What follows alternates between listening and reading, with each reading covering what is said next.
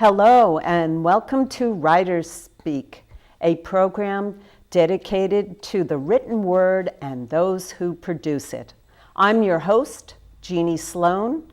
I distribute local authors' books throughout Sonoma County, and I am an author of 2 historical fictions, She Built Ships During World War II and She Flew Bombers. With us today in our studio is Karen Pierce Gonzalez. We're happy to have you here today, Karen. Thank you, Jeane. It's wonderful to be here. Karen is quite an amazing, talented entrepreneur. Reading her biography and her website was an amazing adventure for me. She has produced a folklore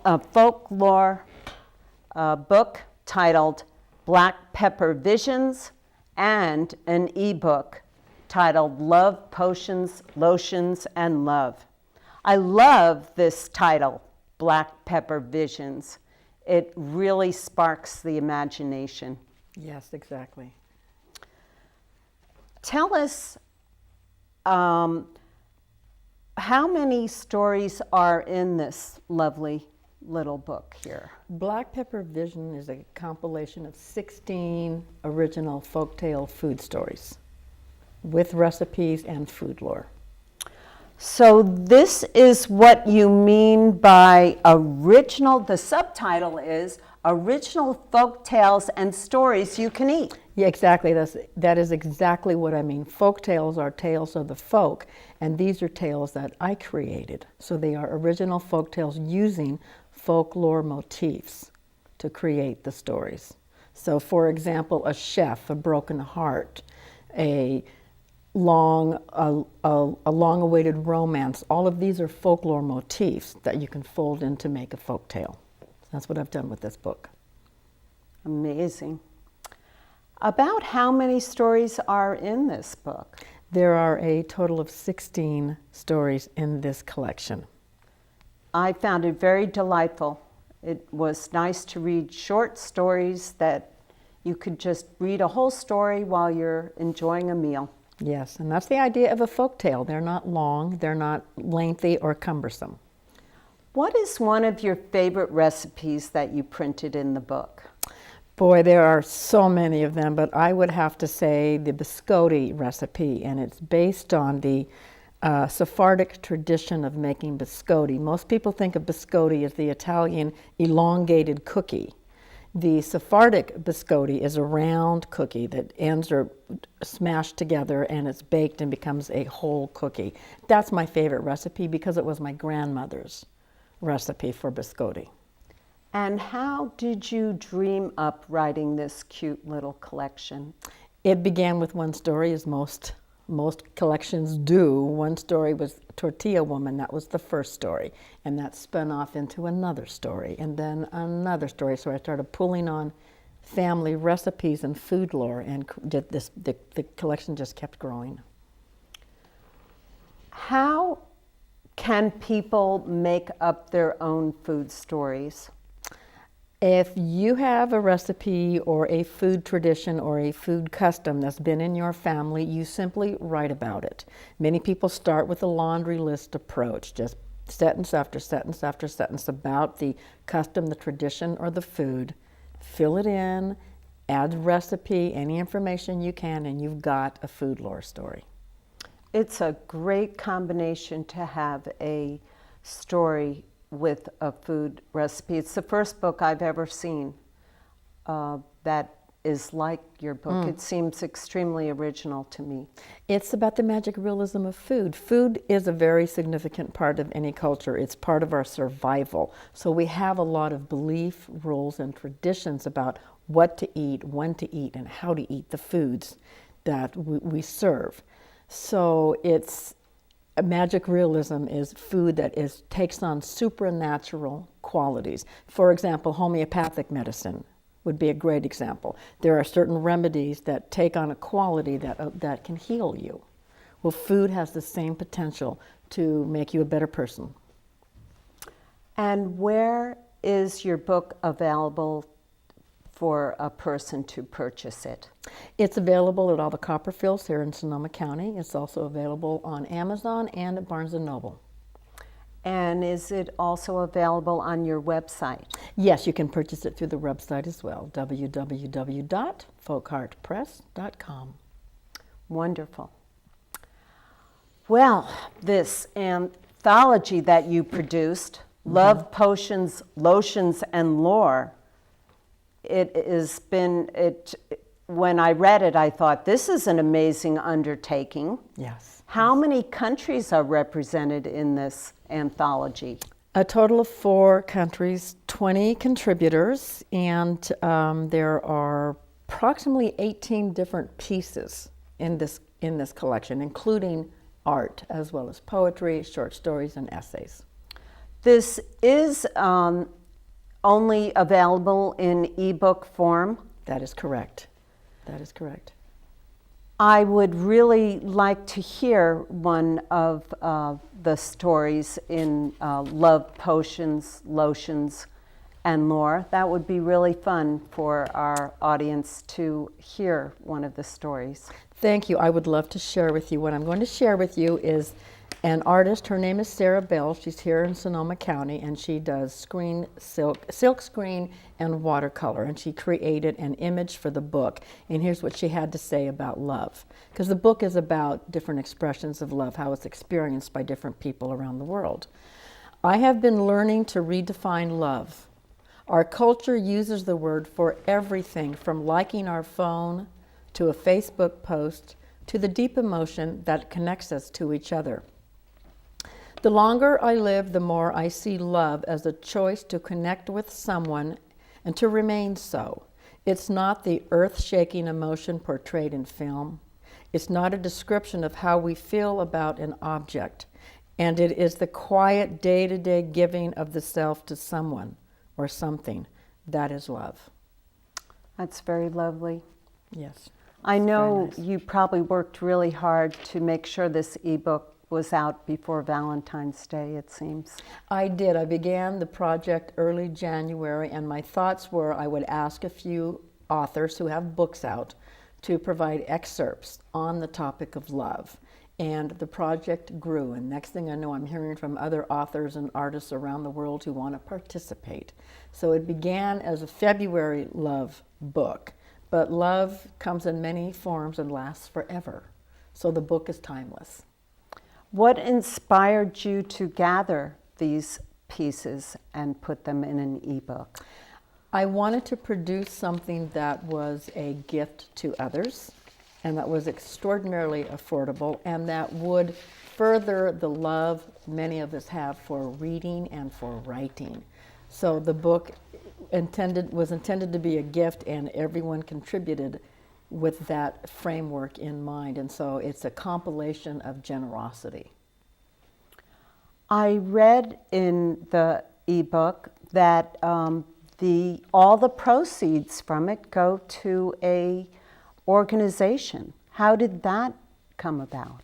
You are correct about that, Jeannie. All of the proceeds, every single penny from this book goes to the National Center for Family Literacy, because I wanted to give to an organization that would support reading and writing. And the Family Literacy Center, which is located in Louisville, Kentucky, provides free resources for parents at home and early childhood educators to help establish and then further a love of reading and writing for young children. And that's love. That's love. So, that was a wonderful idea. Thank you. Have you been thinking about making it a hard-covered book, or a soft-covered book? Right, to make it a paperback. I hadn't really thought about that. This project began as something small, and it grew. And it grew quickly, and it's an ebook, so it's accessible to everyone who has access to Kindle. Can get a copy of this book or from the website.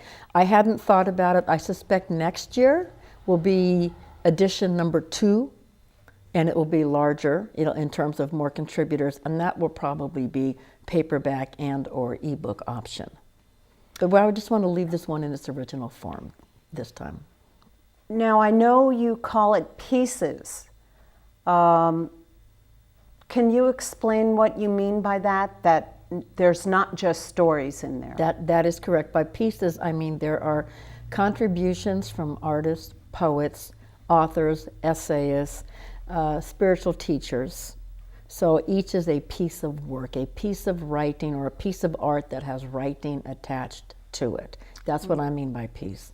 And they're all length. It's a great introduction to different writers and artists around the world. It almost looked to me like there was a puzzle in the book, even. Oh, interesting. Yeah, putting the pieces together. Yeah, because it's love unrequited. It's love of a lost one. It's love of self, love of country, love of spirit. It's the many faces, the many facets of love. You have your own independent book publishing company, which is an amazing undertaking. How long have you had your book publishing company now?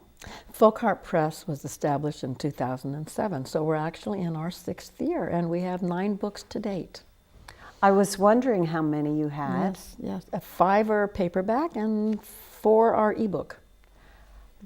Are you always the editor of any of the books that you publish? Only a few of them, and never my own. Never my own. And I strongly recommend professional copy editors, and all of the books must be professionally edited. But you do edit some of the books? I do edit some of them if it's appropriate, if it's within the scope of my skill set. And are you accepting any more at this time? At this time, we're not taking on new manuscripts. We already have 2 or 3 books lined up for the early part of this year. Hands are full. But keep checking back. That's liable to change. Boy, that must be so inspiring for you to have reached a part in your publishing where you say, we are not accepting any manuscripts at this time. Yes. Well, we're very fortunate because we produce great books at great topics, and our hands are full, and we're fortunate enough to know when enough is enough.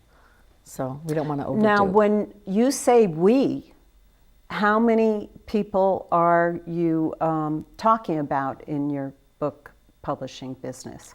Fundamentally, there's myself as a publisher, and then I have graphic artists, and I have copy editors, and that I source out to. I have an assistant.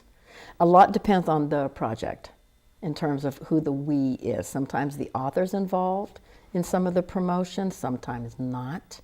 Each book is individual. And they are, I will say this, they all have a folkloric quality to them or personal narrative quality. And where is your company located? In Katati, little old Katati. Mm-hmm. You also, on top of having your independent book publishing company, I read on your website that you have a media marketing firm. That is correct, and it's 13 years old, my company, Karen Pierce Gonzalez Public Relations, full media marketing public relations services, and we fundamentally specialize in shedding good media light on the work of those who address social issues. Can you give me a few examples of what type of services you have done for clients? Absolutely. I have clients that run the gamut from alternative to mainstream, so I basically get feature stories. I help design campaigns, marketing, strategy, branding, messages, implement them. I develop media sponsorships and community sponsorships where appropriate for clients. And the clients include, for example, Santa Rosa Mortuary is my client, and Gordon Medical Associates is a client. There are many cultural clients I've worked with. The Arts Council of Sonoma County has been a client of mine. It's just about, getting media coverage for good work. And how would a client be able to reach you if they wanted your services? They could give me a call. They could go to my website, www.karenpiercegonzalez.com. All the contact information is there, as well as tips and ideas on how to do it yourself if that's what you want.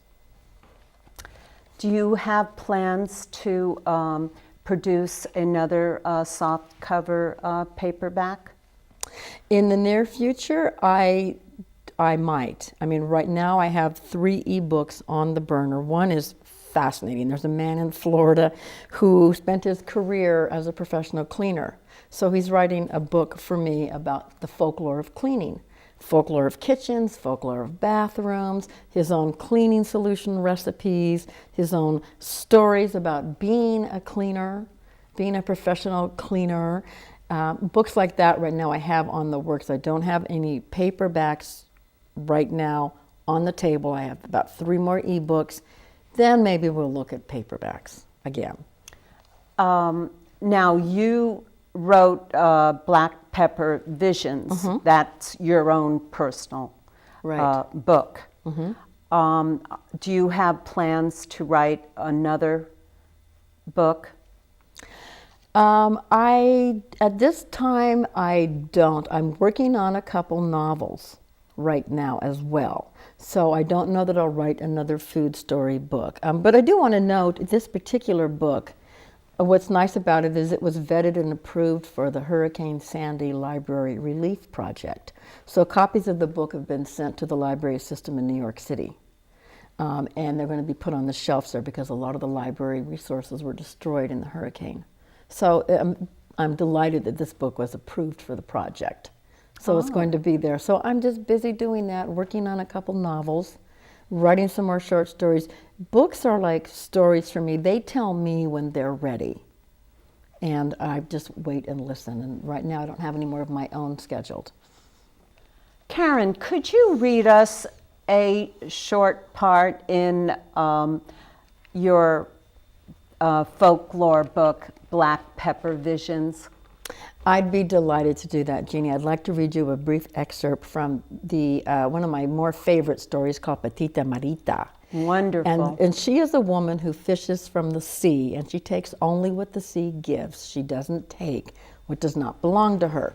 So she has been, she's been requested to provide her fish, to give her fish to the general because he has a wedding banquet planned.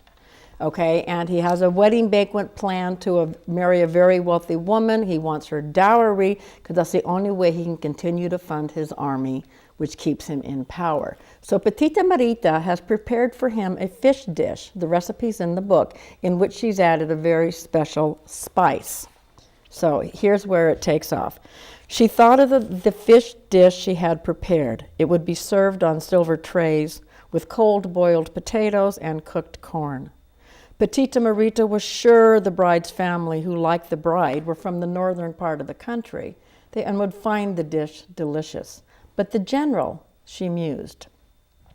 At that exact moment, the general took a big bite of the fish. Within seconds, there was a flash of light in the sky behind Petita Marita. Then came the music. Mariachis pumped the air with their love songs, streaming guitars and blowing trumpets. They would play for hours. Petita Marita closed her eyes and saw into the banquet hall, where the bride-to-be's father leaned across the table to ask the generals one question. Well, what do you think of marrying my daughter? This is wrong! Flushed from the spicy fish in his mouth, the general had not heard the question. Starting to sweat, he yelled for the cook. Wrong? The father frowned. Water! Where is the water? Lips burning, the general demanded something to drink. The chili in the fish had scorched his mouth. What? The father's voice boomed across the large, high-ceilinged room. Even the guards in the courtyard could hear every word. Are you happy with this marriage or not? He looked over at his wife, who had stopped eating. I am pleased to be your son-in-law. I feel... The general got to his feet just as the pepper seeds reached his stomach. Their heat rose up into his throat. His face swelled. I feel miserable. Miserable? This wedding makes you miserable, the elder man glared. Had the general just said that the matrimony to his daughter would make him miserable? The mariachi stood still. The music stopped. That was very appropriate and Yes. delightful Yes. to read about the black pepper. Yes. I'm glad. Thank you. I'm glad you chose that one. Thank you. Thank you very much. It's a fun story. Who are some of the contributors in your ebook, Love, Potions, Lotions, and Lore? I know you have a few Sonoma County authors. Yes, I do. There are several. There's Dr. Brandy McCanns, who is a chiropractic doctor and a nutritionist. She's written about love of self. We have Dietrich Stroh, who's written about the love of a lost one. And we have from Denmark, we have Pia Barksdale, whose sculptures I think are exquisite. We have Ron Petty, who is a sculptor. His work is in this collection. And we have several poets. And of course, I have one or two pieces in the collection as well. Please tell us a few of the titles of the books that your publishing company has produced. Okay. Our books include 3 months, A Caretaker's Journey from Heartbreak to Healing. Family Folktales, Write Your Own. That's a workbook. Amazing You, Amazing Health. Barcelona, well, this is probably one of my favorite. Venga Paella, which is a Barcelona chef's pursuit of his mother's paella recipe. He is a caterer here in the San Francisco Bay Area from Spain. His family owns a paella restaurant in Barcelona, and when his mother died, that left a hole in his heart, and to fill it, he's been in pursuit of her paella recipe. So he's written about his journey to find her paella, which is great. So books like that. Must be very rewarding for you to help other people publish their books.